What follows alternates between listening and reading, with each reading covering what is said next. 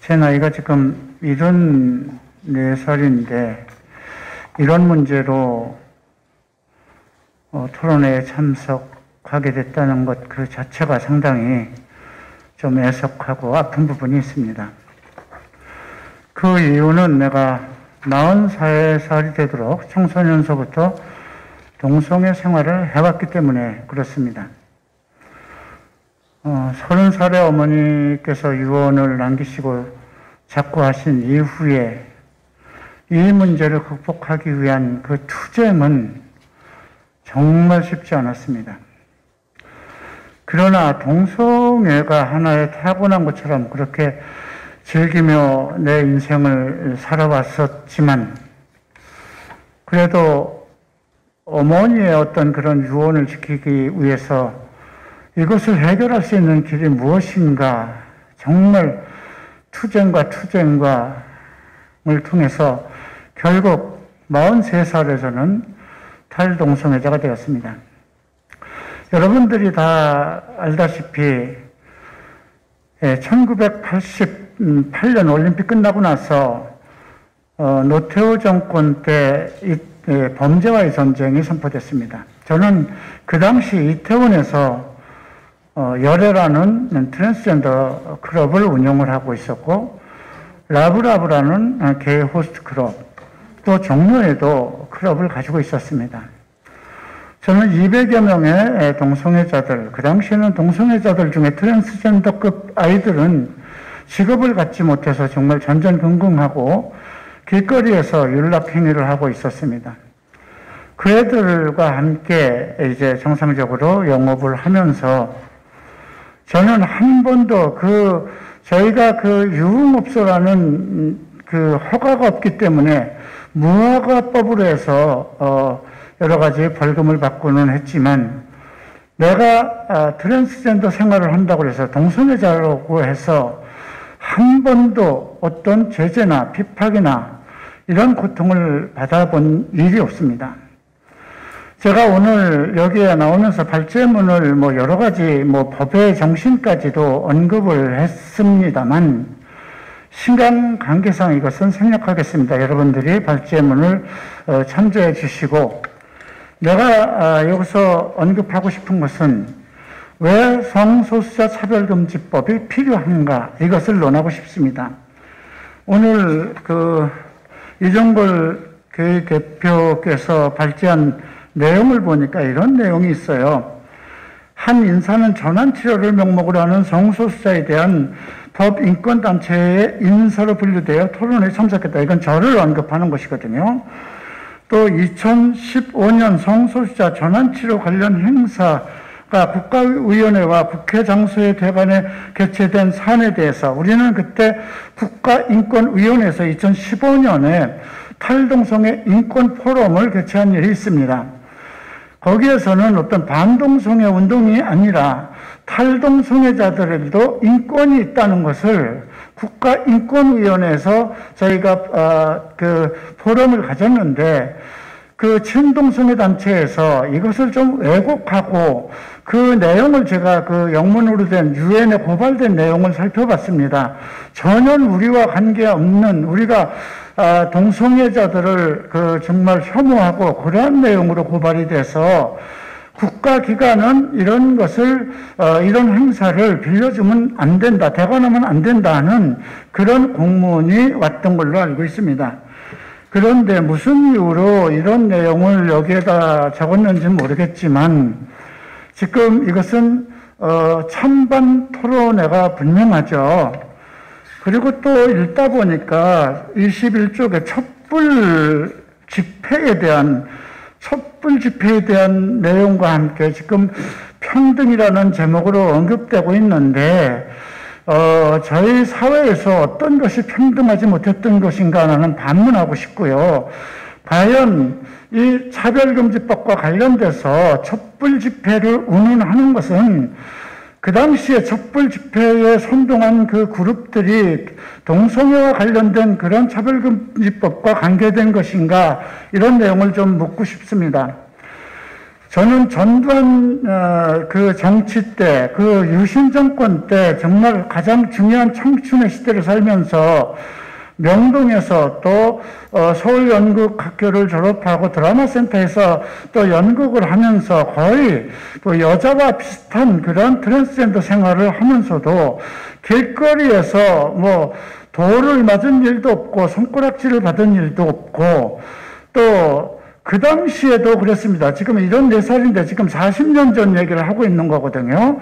200여 명의 그 동성애자들을 정말 직업이 없어서 갈 곳이 없는 애들을 노래와 춤을 가리켜서 클럽에서 일하게 하고 부산, 대구, 대도시마다 그 체인점을 차리고 동경과 일본에까지도 요청이 와서 저희가 클럽을 운영했던 그런 시절이 있습니다. 그렇게 살아오면서도 저는 동성애자로서의 어떤 핍박과 또 혐오 발언을 당한 일이 없습니다. 오히려 내가 탈동성애한 이후로 동성애자들로부터 내가 어떤 집회를 나가고 또 방송이나 이런 것을 하고 신문지상에서 나에 대한 간증을 할 때마다 정말 전화를 2-3번을 바꿔야 될 정도로 정말 이상한 문자와 함께 협박 전화들을 많이 받았습니다. 탈동성애 했다는 걸로 인해서 오히려 핍박을 받았지 전혀 동성애자로 살아오는데 지장이 없었습니다. 또 한 가지 제가 말씀드리고 싶은 것은 지금 민주당에서 이 차별금지법에 대한 발의를 이상민 의원과 함께 발의를 했는데 원래 제가 이 토론의 발제를 위한 이상민 의원들의 한 것을 나중에 원고를 받았기 때문에 제 원고를 조금 더 수정해야 되기 위해서 수정을 했는데 2페이지 정도가 지금 원고에는 지금 들어있지 않나요? 이건 내가 처음에 보낸 원고인데요. 이상민 의원과 26명의 국회의원들이 발의한 그 내용을 보면 11조 1항에는 모든 국민은 법 앞에 평등하다. 누구든지 성별, 종교, 사회적 신분에 의하여 정치적, 경제적, 사회적, 문화적 생활의 모든 영역에서 차별을 받지 아니한다 규정하고 있다. 이와 같이 평등의 원칙은 우리 헌법의 기본 가치이자 규범이라고 되어 있습니다. 한 번도 나는 이 10조와 11조 또 우리 34조에 기록되어 있는 여러 가지 차별금지법 내용을 전부 이렇게 살펴보면서 우리 법이 부족함 없이 잘 되어 있다. 그런데 이것이 양지가 있으면 음지가 있고 이 법이 보편성과 함께 적용이 잘 돼야 되는데 적용이 안 되는 부분도 있죠. 이런 것들을 시민단체가 서로 감시하고 또 법 집행부에서는 정말 차별이 없는 그런 시대를 만들어 가도록 더 보완하고 해야 되지.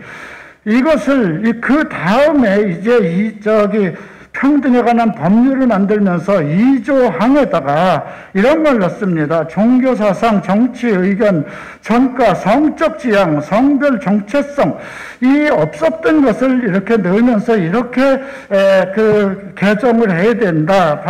차별금지법을 만들어야 된다. 그런데 성의 문제를 성추행도 아니고 성폭행도 아니고 성범죄도 아닌 성에 대한 지향은 자기 개인의 지향이죠. 취향이죠. 내가 여자로 살고 싶다, 동성애자로 살고 싶다 하는 것은 자기 개인의 의지입니다. 왜냐하면 이것이 타고난 것이고 그렇다면 저도 만약에 이것이 동성애자로 타고난 거라면 고칠 수 없는 거잖아요. 바꿀 수도 없는 거니까 아마 저도 저쪽 찬성편에 서서 이거는 타고난 거니까 어쩔 수 없이 해줘야 된다.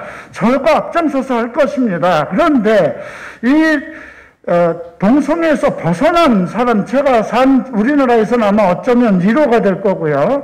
지금 전 세계 43개국에서 탈동성애 인권을 외치는 사람들이 2015년, 16년도에 대만에서 국제대회를 개최했고요. 지금도 계속해서 줌을 통해서 계속 그 탈동성애 운동에 대한 그것을 전개하고 있습니다. 우리가 동성애자들을 비방하지 않습니다. 그리고 이것이 혹시 이제 왜 제가 이걸 반대하냐면, 이 법이 통과되고 난다면 저는 탈동성애 인권 운동자로서 활동할 수도 없고, 지금 우리 교회에도 제가 12년 동안 상담한 애들이 2,000명이 되는데요. 그들은 동성애자로 살고 싶어서 하는 것이 아니라 그 부모와 함께 어떻게 하면 이것을 해결할 수 있느냐. 어떤 어머니는 내가 이혼아 목사님 어머니처럼 자살하면 내 아들이 해결되겠습니까 하는 그런 그 탄식을 하면서 찾아옵니다. 그 애들은 하나같이 동성애에서 벗어나고자 하는 그 애를 쓰고, 나는 그 애들에게 어떤 전환치료, 이 전환치료는요, 의학적으로나 어떤 심리학적으로 그 잘못 만들어가는 그런 화학적 요법을 쓴다든가 하는 것이거든요. 이렇게 마무리하겠습니다. 그래서 우리가 하는 것은 종교적, 기독교적 상담법인데, 이것을 전환치료라는 것으로 묶어서 우리가 그런 것을 하지 못하게 하는 이 문제가 있습니다. 이 법을 만약에 꼭 통과시켜야 되겠으면 탈동성애를 원하는 자들을 상담하는 것은 문제가 되지 않는다는 어떤 조항을 넣어주기 전에는, 그렇게 되면 우리가 처벌받잖아요. 성소수자라고 그랬습니다. 탈동성애자들은 이들보다 더 소수자 아니겠습니까? 할 말은 많은데 시간 관계상 여기서 줄이겠습니다. 감사합니다.